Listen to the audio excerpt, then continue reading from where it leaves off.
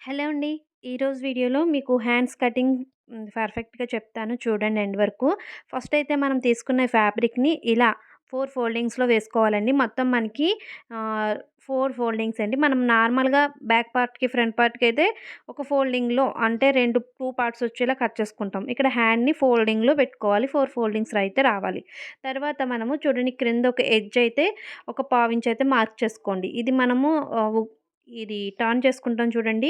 దానికోసం అనమాట. ఖర్చు కోసం క్రిందన ఖర్చు కోసం ఒక పావించ్. మీరు ఫోల్డింగ్ కాకుండా చేతికుట్లు వేసుకుని ఇలా అయితే 1 ఇంచ్ వరకు పెట్టుకోవాలి. లేదు హెమ్మింగ్ లేకుండా జస్ట్ టర్న్ చేసేసుకోవడం అలా అయితే పావించు సరిపోతుంది. తర్వాత హైట్ మీరు బ్లౌజ్ యొక్క హైట్ అయితే తీసుకోండి. ఒకవేళ 7 ఇంచెస్ అనుకోండి 7 ఇంచెస్ హైట్ తీసుకోండి ఈ లైన్ నుంచి. తర్వాత ఒక హాఫ్ ఇంచ్ లేదా ఒక పావించ్ మీరు పైన ఖర్చు అయితే ఎక్స్ట్రా మార్క్ చేసుకోవాలనమాట. మీరు ఒకవేళ ఇది 7 ఇంచెస్ హైట్ అన్న బ్లౌజ్ అయితే హ్యాండ్ యొక్క హైట్ మీరు ఒక 0.5 ఎక్కువ పెట్టుకోవాలి. అంటే 7.5 పెట్టుకోవాలి. ఈ క్రింద లైన్ నుంచి మనం తీసుకోవాలనమాట. ఇప్పుడు మనం క్రింద ఒక లైన్ వేసాం. పైన ఒక లైన్ వేసాం. తర్వాత మనకి ఇది బ్లౌజ్ యొక్క హైట్ ఆర్మ్ లూజ్‌ని బట్టి మనం డౌన్ అనేది మార్క్ చేసుకుంటాం. ఇక్కడ ఆర్మ్ లూజ్ అనేది మీకు 8 ఇంచెస్ అలా వచ్చిందనుకోండి, 9 ఇంచెస్ వచ్చిందనుకోండి, 9 ఇంచెస్ వచ్చిందంటే ఖచ్చితంగా 3.5 అలా పెట్టుకోవాలనమాట డౌను. ఒకవేళ అలా పెట్టుకోండి. తర్వాత ఇక్కడ చూడండి ఇది ఆర్మ్ లూజ్ వచ్చేసి 9 ఇంచెస్ వచ్చిందండి. 9 ఇంచెస్ వచ్చినప్పుడు ఇలా క్రాస్‌గా నేను 9 ఇంచెస్‌కి మార్క్ చేసుకున్నాను చూడండి. 9 ఇంచెస్‌కి ఒక మార్క్ తీసుకున్నాను. అలాగే క్రింద డౌన్‌కి 3.5 తీసుకున్నాను కదా! ఈ రెండిటిని కలిపితే ఒక ప్లస్ సింబల్ అయితే వస్తుందండి. అదొక పాయింట్ అనమాట. తర్వాత ఇక్కడ మనము స్ట్రెయిట్ లైన్ తీసుకున్నాం కదా! పై వైపున అక్కడి నుంచి ఒక 1.2 లేదా 1.5 తీసుకోవచ్చు. అంటే ఇది కొంచెం పెద్ద సైజ్ కాబట్టి. మీరు చిన్ని సైజ్ హ్యాండ్ అనుకోండి, స్మాల్ సైజ్ బ్లౌజ్ హ్యాండ్ అనుకోండి. మీరు 1 ఇంచ్ తీసుకుంటే సరిపోతుంది. అలాగే డౌన్ కూడా 3 ఇంచెస్ తీసుకుంటే సరిపోతుందనమాట. ఇది కొంచెం 30 34, 36, 38, 40 వరకు ఆ సైజ్ వాళ్ళకి అంటే ఆర్మ్ లూజ్‌ని బట్టి మనం తీసుకోవాలనమాట. తర్వాత చూడండి ఇక్కడ మనకు అక్కడ ప్లస్ సింబల్ వచ్చింది కదా! అక్కడి నుంచి స్ట్రెయిట్‌గా మిడిల్‌లోకి ఒక మార్క్ అయితే పెట్టుకున్నాను. అంటే ఇక్కడికి మనం డౌన్ వచ్చేలా మార్క్ చేసుకోవాలనమాట. క్లియర్‌గా అర్థమైంది అనుకుంటున్నానండి. మనము అక్కడ ప్లస్ సింబల్ నుంచి మిడిల్‌కి ఒక మార్క్ పెట్టుకున్నాము.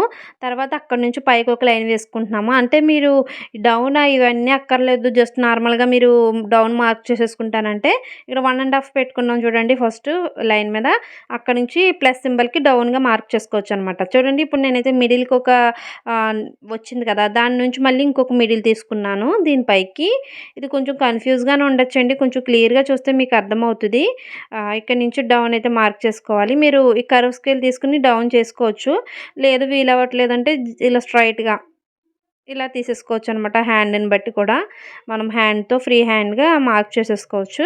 ఇక్కడ నేను ఎలా మీకు పెట్టాను అని మళ్ళీ క్లియర్‌గా చెప్తున్నాను. ఒకసారి చూడండి. ఫస్ట్ అయితే నేను క్రింద ఒక పావించ్ లైన్ వేశాను.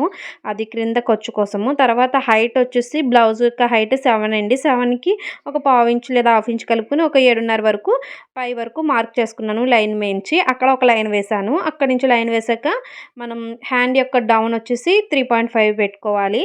తర్వాత ఆహ్, మనం ఇక్కడ హ్యాండ్ స్టార్టింగ్ నుంచి క్రాస్‌గా ఒక లైన్ వేసుకున్నాం కదా! 9 ఇంచెస్‌కి అది ఆర్మ్ యొక్క లూజ్ అనమాట. ఇవన్నీ మనకు ఒక ప్లస్ సింబల్ వస్తది కదా! అక్కడి నుంచి ఇక్కడ 1.5 పెట్టుకొని డౌన్ అయితే మార్క్ చేసుకున్నాము. తర్వాత మనం ఎక్స్ట్రా ఖర్చు క్రింద లూజు ఆది బ్లౌజ్‌తో కొలుచుకొని ఎక్స్ట్రా ఖర్చు అనేది ఒక 2 ఇంచెస్ వరకు మార్క్ చేసుకోవాలి. ఇవన్నీ కూడా మీరు కలిపేసుకుంటే ఒక హ్యాండ్ అనేది రెడీ అవుతుంది. మీకు ఇక్కడ ఈ వీడియో అర్థం కాలేదు అంటే నాకు చెప్పండి. ఇంకా క్లియర్‌గా చెప్తాను. ఇన్ని ఫార్ములాస్ కాకుండా ఇంకా సింపుల్‌గా మెథడ్‌లో మీకైతే చెప్తానండి. క్లియర్‌గా అర్థమైందంటే ఓకే. లేదు అర్థం కాలేదు సిస్టర్ కొంచెం కన్‌ఫ్యూజ్‌గా ఉంది అంటే నాకు చెప్పండి. మళ్ళీ క్లియర్‌గా నేను ఎక్స్‌ప్లెయిన్ చేస్తూ మరొక వీడియో చేస్తాను. ఇక్కడైతే హ్యాండ్ కటింగ్ అయితే ఇదండి. ఇక్కడ మనము 2 పార్ట్స్ కలిపి ఒకసారి కట్ చేసుకుంటున్నాం కదా! మరి ఫ్రంట్‌ని, బ్యాక్‌ని సెపరేట్ చేసుకోవాలి. అంటే ఫ్రంట్ లోతు తీసుకోవాలనమాట. ఫ్రంట్ లోతు కోసం ఇక్కడ మనకి 4 లేయర్స్ వస్తాయండి ఫస్ట్. చూడండి ఇక్కడ మనం 1 ఇంచ్ పైన 1 ఇంచ్ దగ్గర కొంచెం మార్క్ పెట్టుకోండి. తర్వాత ఇక్కడ మన ఖర్చుకు ఒక లైన్ ఉంటది కదా! రెండిటికి ఈ రెండిటికి మధ్యలో ఒక 3/4 ఇంచు ఖర్చుండొచ్చు. లేదు ఒక హాఫ్ ఇంచ్ అనమాట. హాఫ్ ఇంచ్ వరకు తీసుకొని ఇలా లోతనేది మార్క్ చేసుకోవాలి. అంటే కొంచెం ఎక్స్‌ట్రా క్లాత్ అనేది కట్ చేసేసుకోవాలనమాట. ఇక్కడ కూడా మీరు కర్వ్ స్కేల్ యూజ్ చేయొచ్చు. లేదంటే నార్మల్‌గా కట్ చేసేసుకోవచ్చు.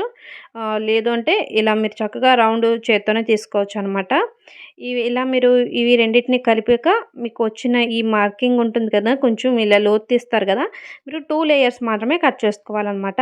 ఇక్కడ మీరు 4 లేయర్స్ మీద మార్కింగ్ చేసుకుంటున్నారు కానీ, ఇలా కొంచెం ఓపెన్ చేసి 2 లేయర్స్‌ని మాత్రమే కట్ చేసుకోండి. అప్పుడు మీకు ఫ్రంట్ పార్ట్ లోతు తీసినట్టు అవుతుందనమాట. మీకు అర్థమైంది కదండీ! మధ్యలోకి ఒక హాఫ్ ఇంచ్ ఖర్చుంచుకొని ఇలా 1 ఇంచు అలా హైట్‌లో కలిపేసుకోండి. క్రింద ఇలా ఈ ఖర్చులోకి కలిపేసుకోండి. ఈ 2 లేయర్స్‌ని మాత్రమే కట్ చేసుకోవాలనమాట. ఇలా మీరు 2 లేయర్స్ కట్ చేశారు కదా! ఈ లేయర్స్ అనేవి మనం జాయిన్ చేసేటప్పుడు హ్యాండ్‌కి, షోల్డర్‌కి జాయిన్ చేసేటప్పుడు ఫ్రంట్ పార్ట్‌కి వచ్చేలా చూసుకోవాలి. మీకు కన్‌ఫ్యూజ్ కాకుండా మీరు లైనింగ్ పార్ట్‌కి అటాచ్ చేసేటప్పుడు అవన్నీ కూడా చూసుకొని అటాచ్ చేసుకోండి. అలాగే ఇక్కడ మీరు టక్స్ అయితే ఇవ్వండి. చిన్న డాట్స్ లేదా ఫ్రంట్ పార్ట్ అని ఏదన్నా చాప్ పీస్‌తో అయినా ఒక మార్క్ అయితే పెట్టుకోండి. ఖచ్చితంగా మీరు అది లోతు తీసింది ఫ్రంట్ పార్ట్‌కి వచ్చేలా పెట్టుకోవాలనమాట. మనము కటింగ్‌లో కూడా ఫ్రంట్ పార్ట్‌కి లోతు తీస్తాము. అలాగే హ్యాండ్‌కి కూడా ఫ్రంట్ లోతు తీయాలి. ఎందుకంటే మనకి ఇలా లోతు తీయడం వల్ల ముడతలు రావు, పట్టినట్టు కూడా ఉండదనమాట.